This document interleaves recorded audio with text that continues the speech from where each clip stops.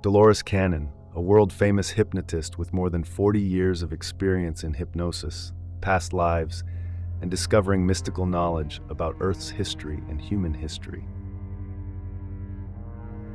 She has lifted the veil of secrets about the past as well as the future of humanity on this planet. From the mid to late 1980s, Dolores's work took her in a completely new direction of discovery, that of investigating unidentified flying objects and aliens. Most cases of so-called alien abductions, Dolores said, are actually mutual agreements made before reincarnation with the intention of helping each other. Through Dolores's story in The Guardians, her groundbreaking publication, it will be revealed where we came from before being reincarnated on Earth and how we will eventually forget them, who we are, and at the same time have no memory of the contracts and agreements with other beings before coming here. After all, what happened to the seemingly normal life on this planet? When I began working in the field of hypnotic regression and past life therapy in 1979, I never imagined that this path would take me to unusual places and situations. In the years that followed, this career took me in strange turns. I've had some amazing adventures, met some interesting people from the shadows of the past, and recovered valuable information thought lost forever. Such information is brought into the light of day by the practice of incredible hypnotic regression techniques. I devote all my time to exploring the past and writing books about my findings. Insatiable curiosity, a burning desire to research, and a thirst for knowledge swept me up and led me on an endless search. At first, I was not interested in applying hypnosis to current situations unless it could be used to solve problems in one's life, problems rooted in fear, health-related fears due to the effects of a past life, or karmic connections carried into this life and affecting current family relationships. I only use the basic form of hypnosis related to understanding and controlling habits such as smoking or overeating, etc. If this form is incorporated in past life regression, what about the technique that I use? Self-development automatically brings the subject into a situation in a past life. Therefore, I do not pay attention to their present life. All of this changed when I was accidentally introduced to the phenomenon of abduction by unidentified flying objects. My exploration took a completely different and unexpected turn. The doors were opened, and I was given a glimpse into a world that others said should be shrouded in the murky darkness of mystery. Some people say that it's best not to pry into things that our human minds may not be able to understand. But if there is knowledge and understanding there, I know I will have to search and ask my endless questions. Any new research avenue is a challenge for me, and it's a challenge I can't ignore. However, entering this field of study has deviated from my normal path and will require me to change techniques and adapt to new circumstances. I became acquainted with the field of UFO research and investigation in May 1985. My friend Mildred Higgins invited me to a statewide meeting of members of the UFO Mutual Network, called MUFON for short, which was held at her home in Fayetteville, Arkansas. Mildred is the assistant director of the chapter in the state of Arkansas. She knew of my interest in the strange and unusual, and thought I might like to meet a few researchers and other interested people. Even though this meeting was not in my area of past life regression hypnosis, I thought it might be interesting to ask about the UFO cases I had read about. At the meeting, I learned that MUFON is the largest and most respected of the UFO research organizations, and that they have members all over the world. I suspected that most of the people at the meeting would be scientifically inclined, so I thought it best not to mention my work to them. Many people still considered this work an absurd field, and I took my research too seriously to be open to ridicule. At that time, my work was done discreetly, with only a few people knowing what I was researching. One man there, who would have a profound influence on my subsequent relationship with UFOs, made no impression on our first meeting. Lucius Farish is so quiet that a normal person would not seem to recognize him. He listened attentively and absorbed information like a sponge. Now I know he learned more that way than on stage. He publishes the monthly magazine UFO News Service and has all the latest information about UFOs around the world instantly at his fingertips. Before the meeting ended, I had become more comfortable with the people there and revealed that I was a hypnotist working in the field of past life research. I assumed they would brush me aside because this work certainly did not qualify as a scientific method. However, I was surprised when Walt said that hypnosis could be a useful tool and that any tool that helps extract information is welcome. After the meeting, I established contact with Lucius Farish. He supported my work and did not ridicule me as I had feared. A year passed until I had my first try at UFO research using hypnosis. By chance, in May 1986, my manager gave me a book by Strieber and suggested that I read it because it contained a description of hypnotic regression related to UFOs. At the same time, Lucius called telling me that there would be another annual gathering at Higgins' house in Fayetteville. A woman contacted him, claiming she had been abducted by aliens and wanted to undergo hypnotic regression. Lucius wanted to know if I wanted to do it. Even though I had no experience in this field, he still thought I could handle it. After all, it's hard to find anyone who has experience with this sort of thing, especially in Arkansas.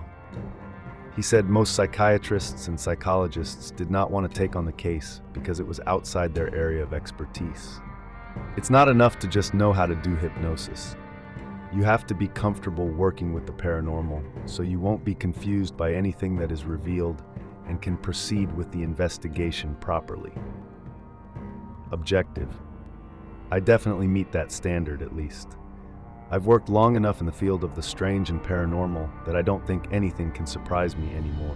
If I had been able to receive a dying person in an atomic bomb explosion or observe the crucifixion of Christ, I would have been more prepared than most other researchers force to be able to take on the case of alien abduction of humans. At the meeting that day, there were about 30 people in attendance, and I was concerned whether this was the right atmosphere to do this type of regression. It is certainly not a comfortable setting conducive to a successful hypnosis session. When I work, I often go to the client's home, and the hypnosis session is led in complete privacy. Sometimes there are witnesses, but always with the consent of the client, and usually there are only a few witnesses. Atmosphere is important in making the subject comfortable. I told Lucius that would be like putting that girl on display in a goldfish tank.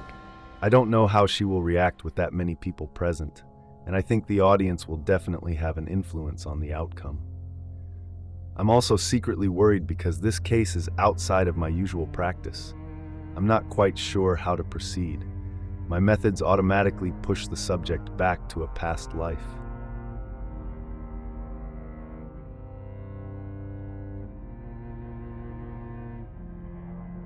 I will have to adjust and change my way of working to keep her from going back to her past life and focusing on events in her present life. Since I had applied many variations to my technique, I knew I could find a method that worked. I would just have to change my process, and I don't know how impactful or effective it would be. With my other methods, it is completely predictable, although there will always be that rare individual who refuses to follow the pattern. In those cases, operators must learn to correct their technique accordingly. In this case, there is no time to practice or find new methods. I will have to do it by trial and error and improvise. In front of so many observers in the room, the above conditions were not really favorable for testing. So when I conducted the hypnosis session with the young girl, I did so with apprehension, not because of the subject matter, but because of the change in my usual way of working. Once again, I entered unfamiliar territory where the results were uncertain for many reasons. Unexpectedly, my technical variation was very effective, and we obtained a lot of information. Those present that day did not know that this was the first time I tried this type of procedure, because the hypnosis session went extremely smoothly. For me, it was a pivotal case that opened the door to UFO research. That was the first step that led me to the little gray creatures that take people out of their homes at night, to spaceship experiments, star maps, and childhood encounters. That was also the first time I came into contact with my client's fears and psychological trauma. These emotions are so overwhelming that they block information extraction. The young woman could only report what she saw and heard. She couldn't find answers to many of the questions I asked. All of this just sparked my interest and curiosity. I knew I could develop a method to overcome my emotional state and allow my subconscious mind to provide the answers. This method has worked in other cases because the subconscious mind is where all the information is. I see no reason why it couldn't work in this case, once I come up with a method. At that time, I was already working with the paranormal, so extraordinary, strange events and unexplored lands did not scare me. They only awakened the reporter's curiosity and desire to learn. When I left the meeting to go home, it was past midnight. I didn't like the idea of driving home on the highway at that time of night after going through this. All the new information rushed into my mind. I felt very doubtful and kept looking at the sky cautiously throughout the entire drive alone. Does this regression mean there really are creatures out there who are communicating with humans? What if they knew I had just done this?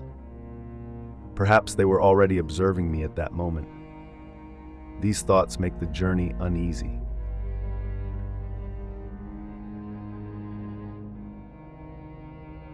At about 1 o'clock in the morning, I turned into my house with a feeling of relief. I knew I wanted to explore this area further, but I also knew I would have to come to terms with my very personal, very human feelings about beings from space interacting with humans. Naturally, this topic evoked fear in me. Through years of watching horror movies with strange and scary alien creatures that want to take over the world, our psychology has been trained. These creatures have always been presented as a threat, not a helper. How can I keep these emotions from being transmitted to the client I am hypnotizing? I know all too well that, once a subject has entered a trance state, they perceive everything much more accurately, including the mind of the hypnotist. This case opened the door for me to work on other similar cases. It's the typical kidnapping scenario, repeated so often that it's now become commonplace. As I worked, I saw a pattern emerge, and as the pattern repeated itself, I quickly learned whether I was working on a real case or just an imaginary one. The client always sees small gray creatures with large eyes, where various medical tests are performed. Sometimes, during the testing process, they see other more human-like creatures present in the room. There was always the circular room, the table, the bright light shining from above the table, and the tools they couldn't identify. Somewhere in the room there is usually a computer-like machine, and many times the person is shown a star map or a book before they leave the ship. That person is always told that they will understand and remember the book when the time is right.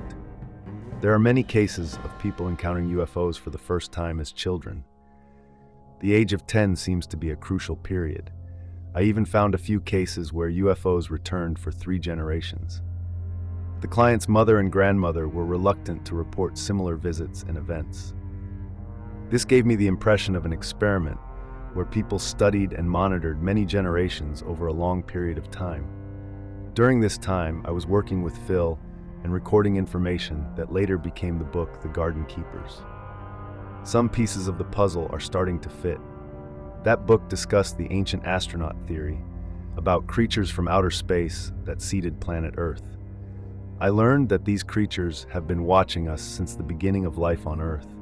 What could be more natural if those creatures continue to monitor and watch over our development? To me, this is the reason for doing tests and examinations, but they must be done secretly so as not to affect the person's life. In this book, I was told the ideal situation should be for the subject to not remember anything and continue with their normal lives. However, I have encountered cases where people still have memories of unpleasant and painful events. They are more likely to remember those events in their dreams than when they are awake. I have been told that chemicals and pollutants in our atmosphere, drugs, medications, and alcohol in a person's body can affect their brain chemistry. This causes them to remember bits, pieces, and flashes of the experience, but they remember them in a way that is distorted and clouded by emotion. They cannot remember the actual event. Their consciousness converts that event into an emotional memory. My job is to go beyond those conscious emotions and communicate directly with the subconscious, as I have done in my other works, because from experience I know that the answer is always right, sealed there. When the influence of emotional consciousness is removed, the true and accurate facts will be revealed. I have glimpsed parts of a larger picture that is only now beginning to emerge, a picture that our human minds can hardly comprehend. It may be the biggest picture ever shown to humanity, the story of who we are, where we came from, and where we are going. Are we ready to learn the secret of our own story? Several writers and researchers on the UFO phenomenon generally agree that extraterrestrials appear to be interested in some type of genetic intervention, regardless of our consent. It also appears that they were not acting purely out of a selfish medical motive, but that they were carrying out the orders of a higher authority. This is similar to how a medical staff in a hospital often seems emotionless as they perform various tests and examinations. How many times have we encountered that indifferent attitude when we wanted to ask the reason for doing tests? Even when our children express the same fear and curiosity, we often silence them by explaining that that doctor needs to know something. They won't understand. Just let them know.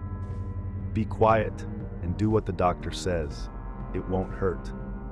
Even when we know the reason for the test, we don't waste time explaining it to the child because we think it will only stir up fear and the child won't understand anyway. So we try to keep the child quiet until the job is done. This creates a feeling of distrust, like they have been deceived. In some cases, it will create fear in doctors, nurses, or hospitals. Sometimes we also misjudge the child, thinking that of course he or she will not have enough mental capacity to understand, when in reality that may not be the case.